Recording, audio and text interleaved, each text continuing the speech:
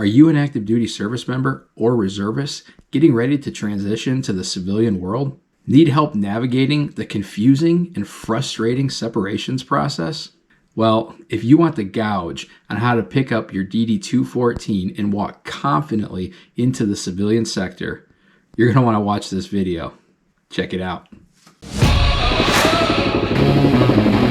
You'll have equity in that deal, so whenever that property sells, you will get that original investment back.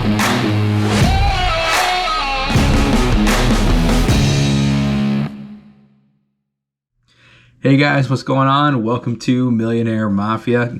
Today I've got a really special series that I'm going to start with this video that's dedicated to my fellow brothers and sisters in arms for their honorable service and dedication to our country. Now, this doesn't mean that if you aren't currently serving or never served or don't even plan to serve, that you can't get a lot of good information out of this. However, I understand you may not be interested in this military jargon and stuff like that. So if you're not interested in watching this video, go ahead and check out some of the other videos on the MillionHeir Mafia channel. I guarantee you there's something in there that's beneficial to what you're working on. Whether it's finance, investing, family life, how to de-stress your business, how to go buy a truck, how to take advantage of some amazing tax opportunities, and how to structure your life so that regardless of what you do, you will be able to create and maintain generational wealth to pass on from generation to generation.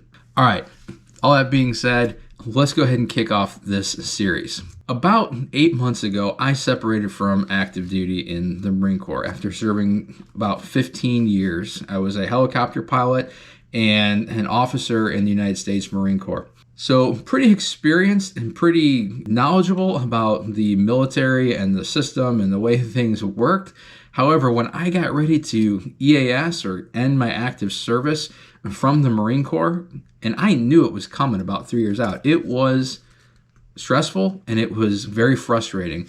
I felt like I was constantly looking for this magical wizard that I could never find. And then when I finally did find him, I got some cryptic message about how to go and find the next clue on my Easter egg hunt. Overall, I think I did a pretty good job on the Easter egg hunt. However, there was a lot of things that I didn't find out till very late in the process that caused a lot more undue and unnecessary stress. And there were some things that I missed that are going to cost me big time in the months and years to come as I transition into the civilian sector. On average, there's about 200,000 service members who separate across all the services: Army, Navy, Marine Corps, Air Force. Coast Guard is Homeland Security, so that's separate. So there's even them as well. But about 200,000 from the actual DOD separate every year. And there's an additional 50 to 65,000 service members who are getting administratively separated due to the current administration's mismanagement of the DOD. So that's an extra 25% of people that are getting out, and that's happening soon. A lot of these people didn't get a whole lot of warning and won't have a whole lot of time to do their separation stuff. So this is going to be very important. Not only are a lot of people getting forced out in a short amount of time, a lot of the civilian support organizations that assist in the transition process are either decimated personnel-wise or have been completely shut down. And then a lot of the remaining ones are all work at home or remote type of jobs. So good luck trying to go in and talk to somebody face to face with your concerns and problems and issues as you transition out in this very turbulent and busy and hectic and chaotic time as you near the end of your career. What I'm going to do is I'm going to create a timeline-based series on what you should be looking for at each phase of your separation. Now, you can start this process several years in advance, but the real critical timeline starts at about the 18-month mark. So I'm going to break it down in about 6-month gaps.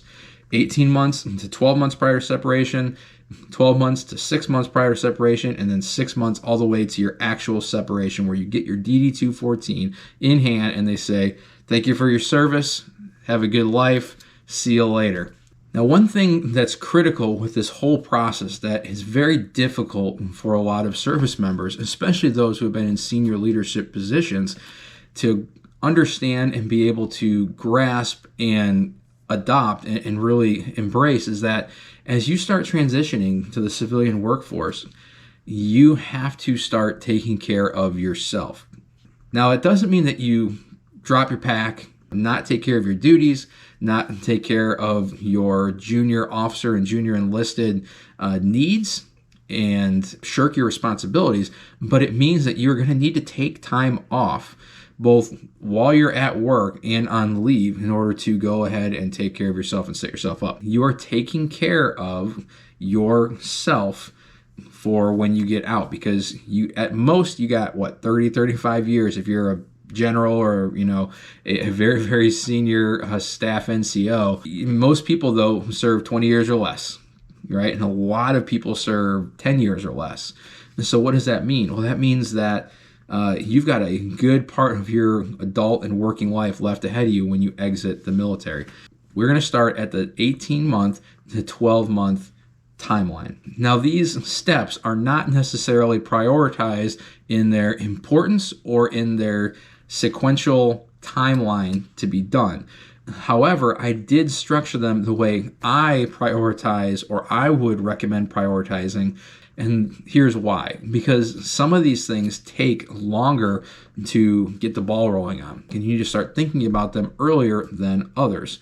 They don't need to be done sequentially, and one doesn't necessarily take longer than the others. This was just my experience and the general experience from a lot of the people I talk to. In the next videos, when I do 12 to 6 months, and the last video when I do 6 to 0 months. You can do some of those things now as well. It's just, if you're going to prioritize, this is what I would prioritize, especially with a lot of us who are still deploying, still department heads, and still senior staff NCOs, right? Or have medical or personal issues that are expediting the process or minimizing the amount of time we have to focus on the actual transition process. The first thing that I would prioritize would be medical and dental. Can't tell you how important this is. And the reason is because if it's not in your medical record or your dental record, it never happened. I don't care if you've had broken bones, if you've had broken back, if you've had tears, if you've had cuts, if you've had dislocations, if you've had whatever. If it isn't logged and tracked in your record, it did not exist as far as the VA is concerned, and it will not go towards your service-connected disability and disability rating as you get out. I can't stress this enough, guys. This is a one and done. If you get out from the day you get your DD-214 and you haven't logged it prior to, it is extremely difficult, if not damn near impossible, to get it attributed to service-connected disability. Trust me, you don't want to do that if you've already established a baseline of injury or issues prior to this, okay? I can't stress this enough. What you want to do, and this should be done, and we're bad at this, for a couple of reasons. One of them is time. We don't have a lot of time. We're always moving. We're always getting the next call. We're PCSing. We're deploying, and then we're training up for the next deployment, and then we're doing it all over again. Then we're PCSing. That's one of the reasons. But the biggest reason is because if you have a lot of stuff, you got a really thick medical record. A lot of times, what does the doc tell you? He tells you, I'm going to have to down you. I'm going to have to down you. I can't have this while flying or driving a boat or, being a grunt, humping a pack, whatever it is. You can't do that. So what do? We say, it doesn't hurt that bad. I'll just deal with it. Give me some vitamin M, right? And I'll drink a bunch of water, right? That's what we're taught to do. And so because of that, we have a lot of things that are ailing us that legitimately happen. And I'm not talking about making stuff up. That's immoral and that's unethical. But if you got stuff that happened to you, you rate coverage and you rate care and you rate a disability. So log that stuff. If you're like me, I waited till about the 18-month point to where I was like, okay, I'm not as concerned about staying up. I was a pilot, flying, right? Where I don't have to worry about my medical stuff. I'll go down for a little bit. I'll get taken care of. I'll get it logged. I had some arm issues and some hand issues, as well as some back and hip issues from being a pilot that were injured early on in my career, but then just exacerbated over the years. And so those are the things that need to be taken care of and logged. So I did. And I went in regularly and I went in frequently, and I made sure that the things were logged. And when the doctor gave me that sideways look, like, I can't keep you up, I was like, all right, give me a down shit. That's fine. And then I would bring it to the command and I would get fixed, and then I would feel better and I would go in, and then but it's logged. Now, it doesn't necessarily mean that if it's in your logbook that it's going to actually be giving a disability rating, or that it's, I should say this, that it's going to be giving a percentage above 0. But if you have it logged and recorded in your record, and then they deny the disability or give it a 0% disability rating, it's in your record as having been an issue, and you can go back later and adjust that disability rating. This is critical. This is important. If you're going to learn anything from these videos, get the medical stuff taken care of, because it's going to be one of the biggest issues on the outside. The other stuff we can flex and adapt to. All right. So that's number one. One of the things that you have to do is get a hard and soft copy of your medical and dental records prior to exiting. Now, with the Navy and the Marine Corps, we had a website that you go through and you put it, it's a CAC-enabled thing, so you got to do it while you're on active duty, and then they send it to you, a secure file, and you can download that file. And so now I have it on a PDF. I have a hard copy and a soft copy of my records, and they did all that for me. So it was really cool, and I really appreciate that. I'm sure the Army and the Air Force and even the Coast Guard has all that stuff as well. I'm not going to go through a lot of service-specific things because it's going to be different. So just the general term is get your medical records, and then how you do that is through your service. Okay, next thing on the list is the SkillBridge program. This is becoming more mainstream, at least it was in the aviation world, but I had never even heard of this until I was about a year and a half out, or about the 18-month point from separating from the military. Now, it's not that it didn't exist, it's not a brand new program, it's newer, but what this is it's essentially a paid apprenticeship as you transition out, and it's good for up to 180 days or 6 months. SkillBridge allows you, with command approval. Now, you do have to get this approved by your CO because you remain on his TO, so you're on his roll call still. He doesn't get to replace you when you go do your apprenticeship, so it's essentially TAD to an apprenticeship. So it's up to 100 days, but typically it's somewhere in between. I know a few guys that got 180 days, and then they kind of shut the program down because they're like, oh, we can't afford not to have this guy. So what this is this literally allows you to go and work for these companies that are on this list. And you can see in here, there's places like Google and Amazon and Boeing, and there's thousands and thousands of other ones. I just don't have time to show you all. And I can do another video just on the SkillBridge if I wanted to. But what this does allows you to go and essentially work for them while receiving full military pay and benefits and special pay, just like you are still on active duty. And then you do that all the way up until you typically EAS or just before to do do your checkout and go on the terminal. Now, the thing is that you do have to give up all your remaining leave.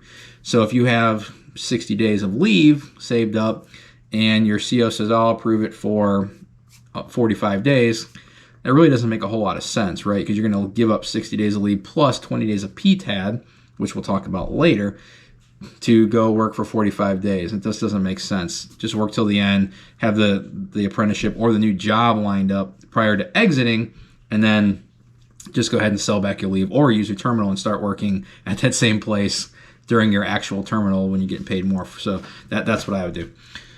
The application process is actually really straightforward, and the biggest hurdle is going to be getting your CO's approval. So even though I'm introducing this at month 18, this is more of a SkillBridge command prep.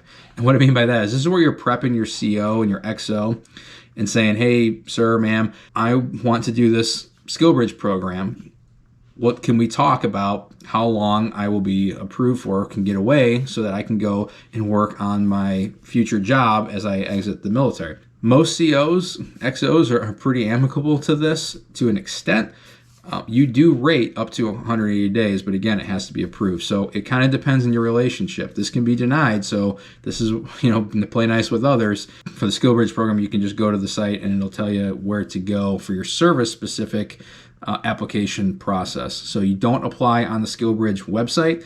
You apply through your career planner typically. And the completion date for prepping your command is going to be about the 12-month point. So at the 12-month point, you have now 6 months to get ready to actually execute that application and get approved for the process. Number 3 on the list is you need to start bolstering and plussing up your savings/emergency fund. When you get out of the military, you're going to have a lot of expenses that you didn't anticipate, or that you didn't anticipate being as high. Things like medical, dental, vision, having to put in deposits, not getting things like flight pay or BAH or BAS or things like that, uniform allowances. You're not going to get that. That's all on you. The typical recommendation is about 3 months of expenses in an emergency account. But for the guys exiting and transitioning out, I would highly recommend having at least 6 months to up to a year of funds available that you can tap into in the event that you need to. It's hard to find a job, or you start a job and you're like, man, I thought this was awesome and I hate it. I want to get out. I can get out. I can put in applications. Or you start a company and immediately that company goes away, files bankruptcy. Had a guy who got out, a buddy of mine, started work with this awesome contracting company, and then the company lost its contract and he lost his job along with everybody else. So now he had to pivot. Thankfully, he's a great investor and he knows what he's doing and created side hustles, which is something we'll talk about in a minute. But it doesn't change the fact that it dramatically affected his cash and his security in his transition once he got out. So that doesn't change the fact. All right. So that's very, very important. Also, if you, like myself, are dropping out of the military completely, no reserve, no IRR, no nothing, after 6 months, you lose medical for your family and for yourself. So you have to find new medical. Typically, it's expensive. I'm going to actually do a video on the medical companies, the medical, dental, and vision companies that we looked into and what we actually went with. I'm not advocating. I don't get paid by any of these companies. I'm just going to talk about what I use and what we use. And I'll be honest, my wife, Katie, did most of the work on this and the research and the actual execution. And I might even bring her on because I don't know about you guys, but for the most part, with my married buddies, their wives tend to do a lot of this medical stuff. This might be a great kind of Q&A with her and maybe a couple other spouses that have actually run this and experienced this. So maybe we'll do that as well.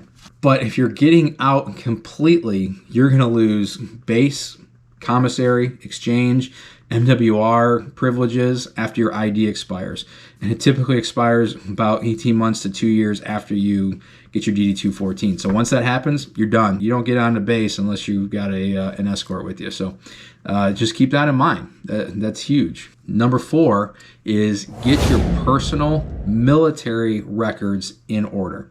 Now in the Marine Corps, we call it the OMPF, Navy, Air Force, Army, has all different things, but essentially get your personal military records, your awards, citations, your evaluations or fit reps, your training history, things that you've done, your security clearances, all your licensings that you got on the military side that will transition over. Get those set. Get those in your official military record, whether you're staying in the reserve or whether you're getting out completely. Because once you get out, it is extremely difficult to get that information in there for a couple of reasons. One of them being because a lot of the people that know about this or will be able to help you have already left. They've PCS, they've retired, they've moved on, things like that. So it's very difficult. It's much easier to do it while you're in and while you can literally look at that person who's responsible for that in the face, okay? The why is pretty straightforward, but the when is critical. And this has to be done and completed by like the 6 month to 3 months maximum prior to EAS. Now, there's another thing that you should think about, and I kind of alluded to it earlier, is on the civilian side, the advantage of the military is that our credibility, both morally, ethically, but also professionally, is highly valued by the civilian sector. And in a lot of instances, our quals, certification, and abilities can actually transfer over to civilian equivalent type ratings and qualifications and certifications, things like that. Certain examples are AMP for you mechanics, CDL. There's a CDL equivalent that you don't have to pay for or go through the class that you can transition. Pilots, a lot of our military stuff can be easily, with just a test or even just a sign off in a logbook, transition over to an FAA equivalent type of rating, or give us a very, very good head start both in time and money on another or the next level rating. A lot of pilots already know this, so I'm probably not saying anything new, but a lot of these other guys, like the CDL thing and the AMP stuff, is stuff that some people don't know. And the reason I know that is because I'm on a couple forums on the military side where I see people saying like, hey, should I get my AMP prior to getting out? And these guys are like 3 months, prior to getting out. Like, hey, what, they're trying to get their documentation so they can get it. It's like, dude, like, come on, man. Like, you gotta know this stuff prior to getting out. And it is their fault ultimately, but at the end of the day, a lot of people just aren't told. So this is the kind of information that, whether it's you actually executing this transition or your sailors, Marines, airmen, or soldiers that are below you, dude, this is stuff you gotta pass on to them. This is your responsibility. Ignorance is not an excuse. You have this video as well as a lot of other resources that can help you out with this. And just while I'm on that topic, I'm going to go ahead and link all of these different websites for informative stuff. And some of this stuff is going to be on the .gov side, and some of it's going to be on like Military One Source and things like that. But things like the Skill Bridge program, LinkedIn, like we're going to talk about in a little bit. Some of the things like the professional development type stuff that we're going to talk about, job and application stuff that we're going to talk about as well. I'm going to link all that stuff below, as well as other videos that I think are relevant, that either I've done or other people have done, that are relevant to the transition process and becoming a better professional and a better civilian on the outside, okay? Not an all-inclusive list, not an exhaustive list, but this is a good start. All right, guys, I hope you're enjoying this so far. I'm actually going to go ahead and cut part 1 of the 18 to 12 month period, because I don't want to get this too long and lose you. I've done enough military briefs where after 20 minutes or so, you start losing people. So we're going to go ahead and end there with getting your military records in order, and we're going to pick up right where we left off in the next video. So check that one out. I appreciate you guys watching this. I hope you're getting a lot out of it. In the meantime, go ahead and check out some of these resources and start getting these things in order if you're in this stage of your transition process. If you're past this point and we're getting closer to EAS, you better get started on this stuff now. Good luck, guys. Hit me up if you got any questions. Happy to help anytime, anyway. We'll see you guys next time.